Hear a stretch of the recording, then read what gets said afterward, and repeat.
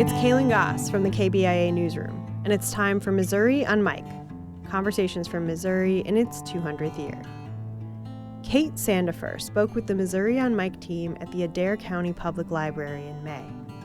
She works there and spoke about how the pandemic led to her and some other local parents starting their own student-centric cottage school. Here's Kate.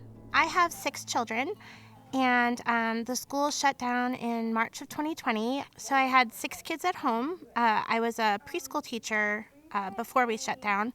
And so I just kind of, the first Monday, I just started teaching, not teaching them at home, but reading books at home and doing math projects. Unfortunately, my husband's factory actually shut down, so he was actually home with us as well. But the good part about it was that he was able to help do a lot of projects that he wasn't able to do while he was working 80 hours a week beforehand. So he built a treehouse with the kids. We built a garden. He built me a chicken mansion, basically, for my chickens. So there was a lot of fun projects that the kids got to do with their dad while he was at home, and we still have the treehouse and the chicken mansion and all that fun stuff. So that was I look at those things in the yard and just like, yeah, remember when we had all those hours where we weren't busy and we weren't running from activity to activity, and we really focused on things that we wanted to get done as a family. So I believe we started a co-op in June of 2020. We wanted to start getting together again with kids, other children, and we felt like the safest place to do it was outside, and so we just kind of started I don't want to call it like a formal forest school, but we met outside and did activities out in nature. Any age could really come, but we mostly had age 4 to 12 and 13. So we had parents help run the lower ages, and then a former teacher ran the older groups.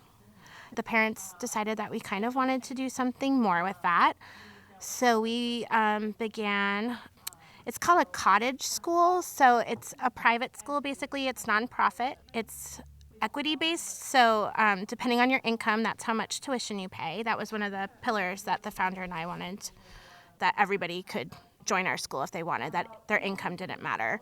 We wanted the children to feel respected and listened to. And we also wanted them to find what their passions were. That's actually kind of how we got our name, Prairie Song, because in the prairie, there's a diverse community of plants and animals and flowers that have very strong roots into the soil so that they can withstand then the winds of the prairie. And so that's kind of what we wanted the children to have, very strong roots in a sense of self and who they were and how they can be a part of the community, not only the school community, but also our local community and our global community, and to give them strong roots so that no matter what happens in their life, because we can't guarantee that everything is going to be calm and not have stress or anything, or pandemics or things that throw you off course of what you're going to do, but to be able to kind of bend with the wind and withstand those winds because your roots are so strong.